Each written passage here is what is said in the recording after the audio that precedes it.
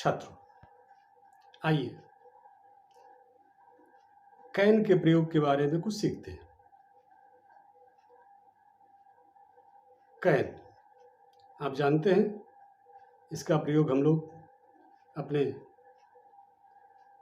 वार्तालाप में करते हैं, लेकिन हमें यह भी जानना चाहिए कि कैन का प्रयोग किन किन परिस्थितियों में, किन किन आवश्यकताओं की पूर्ति के लिए किया जाता है। जैसा हम सभी जानते हैं कि आम बोलचाल की भाषा में हम सभी कैन का प्रयोग करते रहते हैं, तो कैन का प्रयोग मुख्यतया 3 उद्देश्यों की पूर्ति के लिए करते हैं। एबिलिटी, योग्यता, यानी जब कभी हमें योग्यता दर्शानी होती है तो हम कैन का प्रयोग करते हैं। ये पहला प्रयोग है। दूसरा प्रयोग कैपेसिटी, यानी क्षमता। अगर कोई व्यक्ति कोई कार्य कर सकता है तो उसकी क्षमता है और अपनी क्षमता को दर्शाने के लिए वह कैन का प्रयोग करता है। अगला जो इसका प्रयोग है वो परमिशन का है, यानी कोई आपका बड़ा है, कोई आपका बॉस है जो आपको अनुमति देने की पावर रखता है, वो भी इसका प्रयोग करता है। समझते हैं। पहला एबिलिटी यानी योग्यता।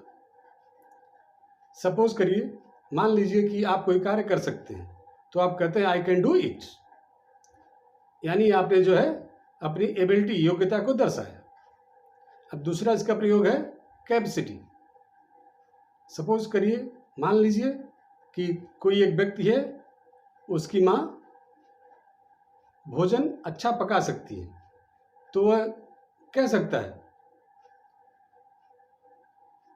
My mother can cook delicious food. और इसके बाद अब बारी आती है परमिशन यानी अनुमति की।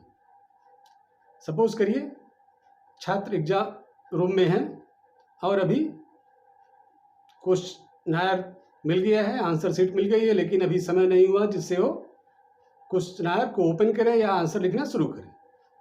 जब भी समय होता है तो टीचर यानी जो वहाँ उस समय एग्जामिनर इन्विजिलेटर होते हैं, जो कक्ष निरीक्षक होते हैं, वो जो है आपको कहते हैं now you can solve the questions. इस तरीके से वो अनुमति देते हैं। इस तरीके से कैन का एबिलिटी के लिए, कैपेसिटी के लिए और परमिशन के लिए प्रयोग होता है। आशा करता हूं कि आप लोगों को यह प्रयोग, कैन का 3 प्रयोग समझ में आया होगा। अगर जरा भी इससे संबंधित कोई आपकी क्वेरी है तो आप कमेंट में बता सकते हैं। अगले एपिसोड में उसको सॉल्व करने का, उसके बारे में चर्चा करने का प्रयास करूंगा। धन्यवाद।